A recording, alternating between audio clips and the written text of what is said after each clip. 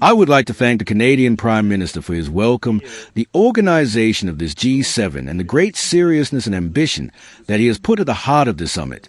This G7 reminded us yesterday of the main achievements, and I repeat, on the issues of global unbalancing, on the security of our value chains, on the issues of migration and drug trafficking, which allowed us to move forward.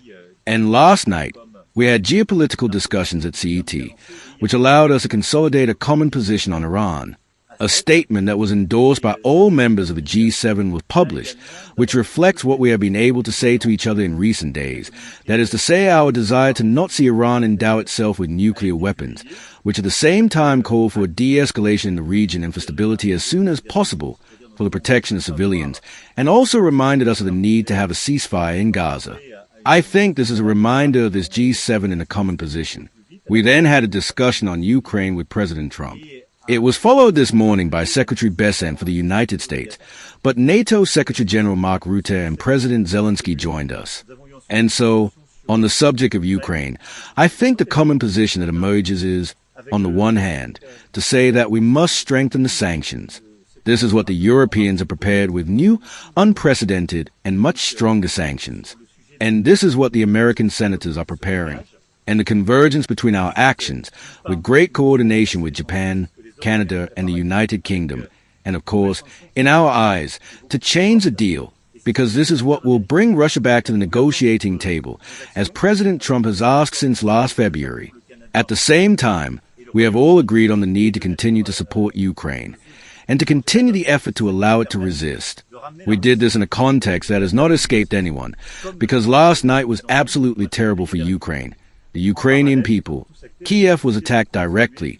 Several dozen civilians were killed, which shows a complete cynicism of President Putin, who uses the international context to reinforce attacks and again attacks against civilians, and who very clearly acts contrary to the words he has been able to have with each other in recent months. This is a position on Ukraine that we have released. Finally, I would like to thank Prime Minister Mark Carney for summarizing our sessions.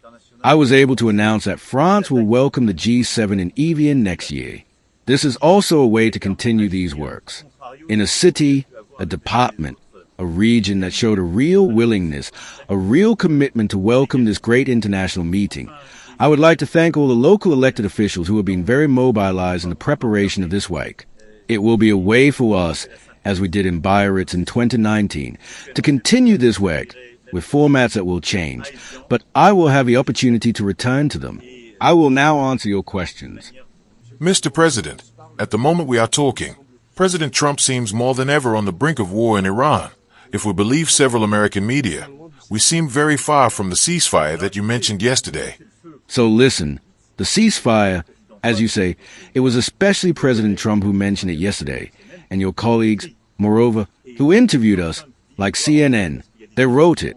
And when President Trump says, I have to go back because there are discussions in progress, we are going to talk and we have to talk, these are generally called discussions to end the ceasefire. When we cite a common text on Iran, I have there, which was discussed with President Trump, and which says very clearly that Iran is a main source of instability, but that we are all looking forward to the resolution of the crisis in Iran, which must lead to a wider de-escalation of hostilities in the Middle East. The intention that is shared is still that there is a ceasefire. We are very far from the de-escalation of the ceasefire, but a state like me who probably has a change of mind. But I am not responsible for the changes of mind of the American administration. And that's a good thing, because the French president speaks for France. And so yesterday I told you what I had to tell you. That is to say, President Trump, who announced it to you and said to the whole world that he was going to discuss it, I think it's a good thing. And I do not change my mind. And France is a constant position, moreover, over the years.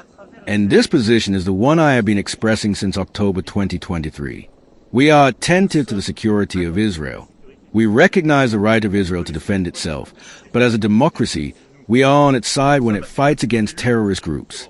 But we never share the actions of regional destabilization. This is why, since October 2023, France has called for a ceasefire in Gaza. And that's why I say we do not want Iran to give up its nuclear weapons and its ballistic capabilities. But I think that the biggest challenge today is to seek, through the military, to make a change of regime in Iran. Because that will be the chaos. And so, our responsibility is to resume discussions as soon as possible in order to give a new framework to the nuclear and ballistic issues.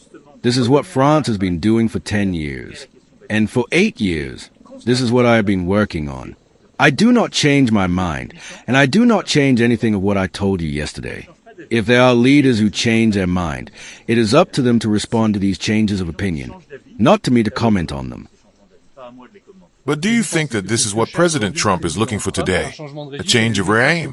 What is the message you are addressing to him today? I do not know, but I am not a commentator of the news. You are an interlocutor. Yes, and so I said what I had to say. I said the same thing I said to President Trump yesterday. And so I consider that we need the United States of America to get everyone back around the table. That's it. And I told you exactly the objectives that we share. That is to say, yes to the fact that Iran is never a nuclear weapon. Yes to contain civilian nuclear weapons and to manage it internationally. Yes to reduce its ballistic program. This is what we have been working on for 8 years. Yes to reduce all aid to regional groups that create destabilization for so many years. No to strikes on energy infrastructures. No to strikes against civilian populations. And no to military actions that would lead to a regime change, because no one knows what comes next.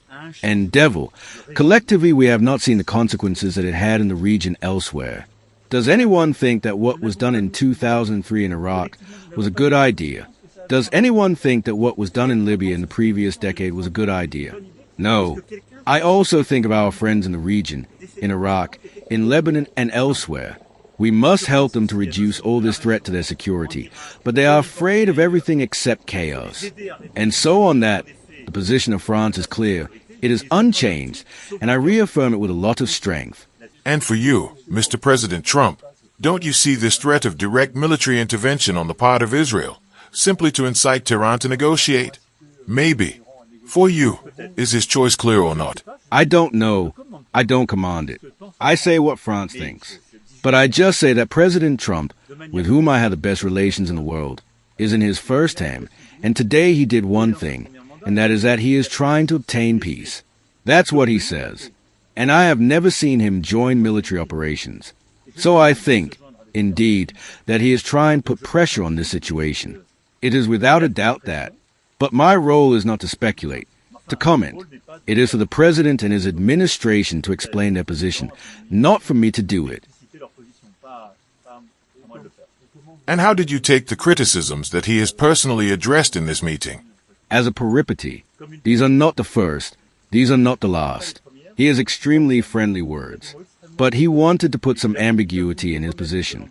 Very well, he said. So he said that he was not going to discuss a ceasefire.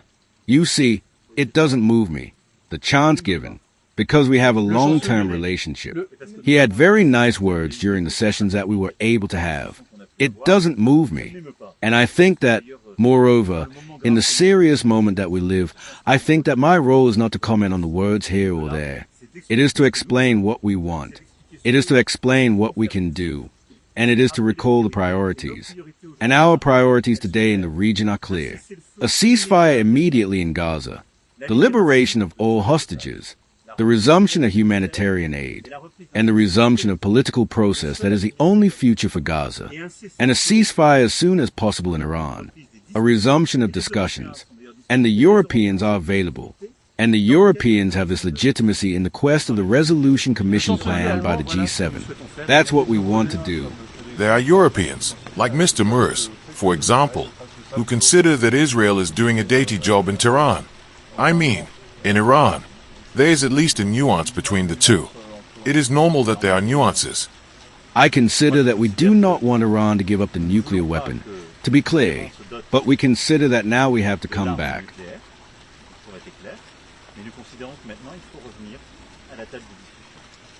Mr. Macron, we are here in Alberta, Canada. Again yesterday, Donald Trump alluded to Canada as a 51st state. I would like to know, according to you, these threats of annexation, do they put the world in peril? Listen, this is not what came out of our discussions yesterday and today.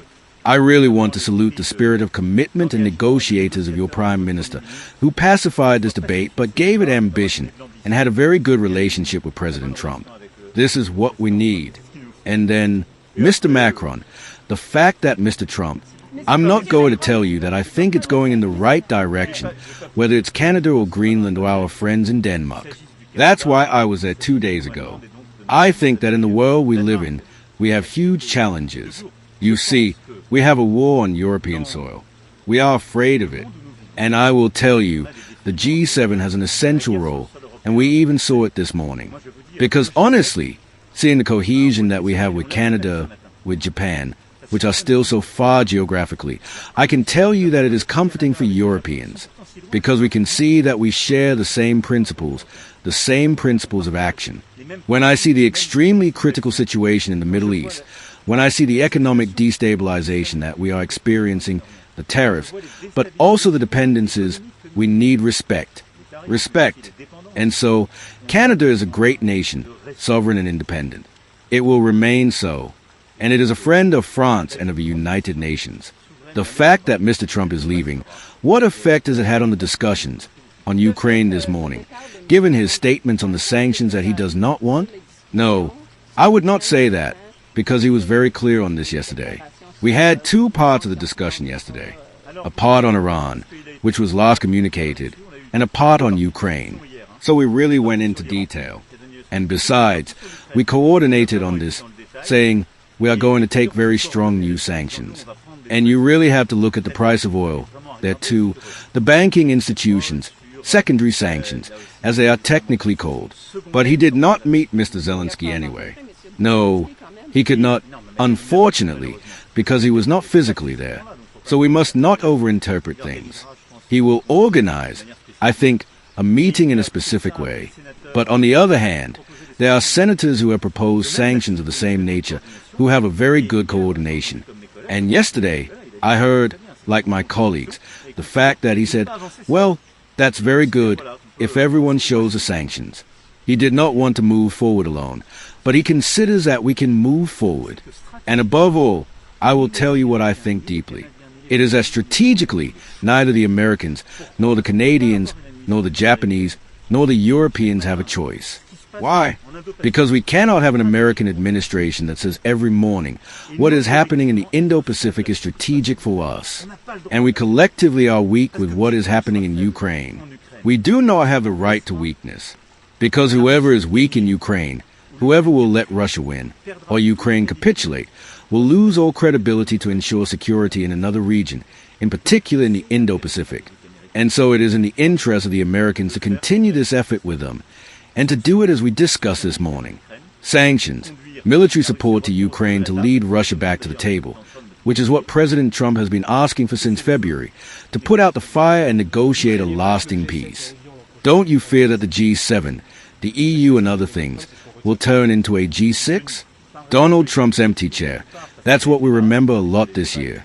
I would not talk about an empty chair policy. On the one hand, because he was there, including in the most important debates. And no, because there was only one G7 session missing, frankly speaking. And especially because we talked about all the subjects, including their divinity. I think it would not be respectful and fair to the Canadian presidency to say that. So that's it. Then it is up to us to continue to settle the issues of inequalities that are huge. And I think, on the contrary, that we must continue to maintain unity, to consolidate in the G7, and to engage with trusted partners that will allow us to weigh even more. This is what I will try to do. Moreover, in the continuity of the spirit of Biarritz in 2019, we had built this G7 with many countries, and we had very intense and long negotiations with other key countries. Do you have, or are you going to, Mr. Carney, in negotiations with Mr. Trump on a trade agreement, is there a bridge between Europe and the United States? Is there a common thought that could be made? I can tell you the thoughts of the Europeans, but I will not go beyond that. And I think it is the same desire that there is among the Japanese, the Canadians, and the British. I think that we are convinced, when we look today at trade inequalities, which is the source of this discussion, trade inequalities are sometimes linked to your lack of competitiveness or to sectoral choices that are made. This is justified. You can take national policies to reduce them. Then there is a macroeconomic which, in fact, should be managed intelligently.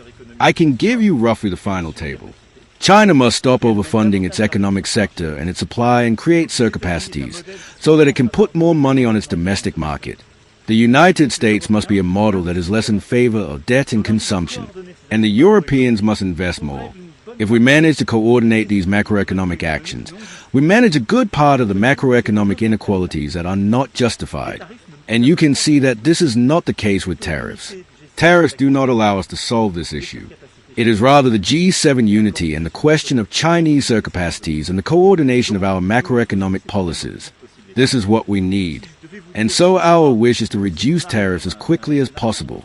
And if I had to tell you what we believe, it is that we are even getting to a scenario where, between the members of the G7 and the alliances in which they are, that is to say, Europeans, Americans, etc., we almost reach zero tariffs. There may be differences that are regulatory, but on the tariff level, there is nothing that justifies tariffs to allow this economy to be much more integrated. Thank you very much. I would say yes. First, because he has been in charge for a few weeks. He regained the G7. And again, we have 7 texts that are validated by the G7 in the final communique. A text on Iran, which we did yesterday, which is very important. It should not be underestimated. And these 6 texts, in particular on critical mining, is a very important text that allows to build an alliance between us and which will be expanded in a few years. And so it is really an important point. And he managed to keep this unity. We could not settle all the issues. That is to say, we should not ask the Canadian presidency to settle all the issues of the earth. Today, it would be unfair. But he kept the group together. He did it with his elegance, his determination, which characterizes him. We have known him for several years, and he succeeded. I have one last point to tell you simply that, of course, beyond what was said about the crisis, I asked the minister to continue to ensure the safety of our outposts, of our diplomatic teams, and of our military bases in the region in the context that is ours, to continue the action. Several announcements have been made by the minister and the Centre de Crise du Quai d'Orsay. I thank them with our embassies in Tehran and Tel Aviv, and I thank them very much. The action continues. And then several military measures have also been taken for the security of our bases in a very classic and non-escalating way. And as soon as I will be back in France tomorrow, I will hold a Security and Defense Council at 4 p.m. to be able to make a point on all these issues, the security of our outposts, the adaptation and evolution of the threat, and any additional initiatives in France. Thank you very much. You can be proud of your first world. Thank you.